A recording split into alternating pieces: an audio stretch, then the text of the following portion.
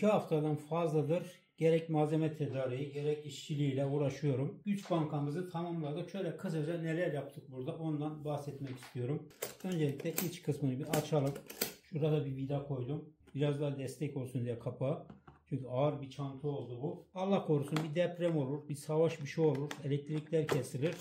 O aşamada radyodan haberleşebiliriz. Üzerinde radyo var. Bluetooth'tan ulaşabiliyoruz. Flash bellekten hafıza kartıyla müziklerimizi dinleyebiliyoruz. 10 adet aynı anda şarj edilebilir. 5 ile 3,5 amper arası cihazımızı şarj edebileceğiz. Bu güç bankasıyla 12 voltla çalışan ampulümüz var. Aynı zamanda 220'nin üzerine bir inverter devremiz olduğu için LED ampul, normal filemenli ampulleri de bu sistem üzerinde çalıştırabileceğiz. Aynı zamanda cep telefonlarımızla buradan priz üzerinden de şarj edebileceğiz. Kutunun iki tarafına şöyle delikler açarak bir bakımı havalandırma yaptım.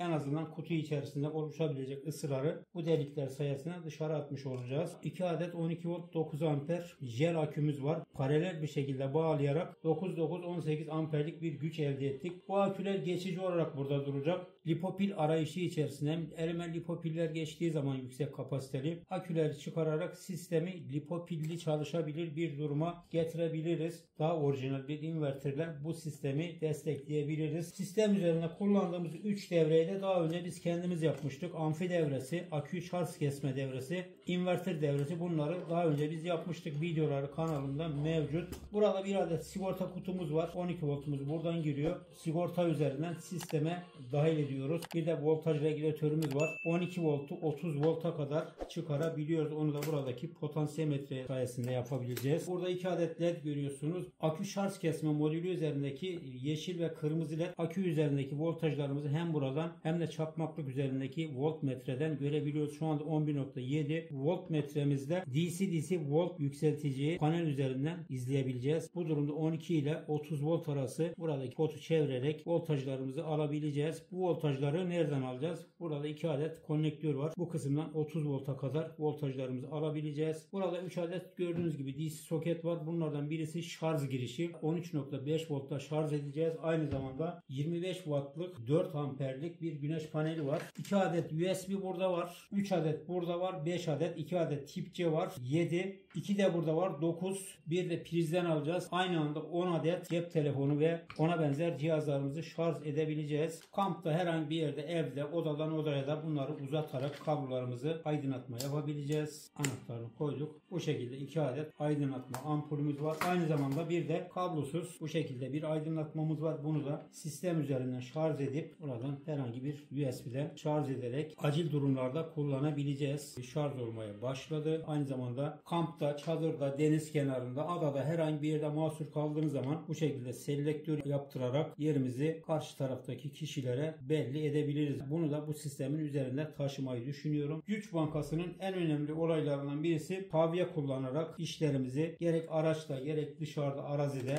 kese yüzümüzü çalıştırabileceğiz arkadaşlar. Havyamız dakikalar için ısındı bile. Havyamız çalışmaya başladı. Buradan kapatıyoruz. Şarj kesme modülü üzerinde 2 adet led vardı. Bu ledleri buraya taşıyarak en azından akümüzü buradan takip edebileceğiz. Şu anda kırmızı led yanıyor. Yani akülerin şarj edilmesi gerekiyor. Kırmızı led şarj olduktan sonra yeşil led yanacak ve sistem otomatik olarak kendisini kapatacak arkadaşlar. İnverterimizin voltajına bakalım. İnverterimiz hafif bir uğultu yapıyor. Onu da bobinler kullanarak daha önce yapmıştım. O sesi gidermeye çalışacağım. 270 voltluk bir voltaj elde ediyoruz. 13 wattlık bir led ampulle şu anda sistemi deniyorum.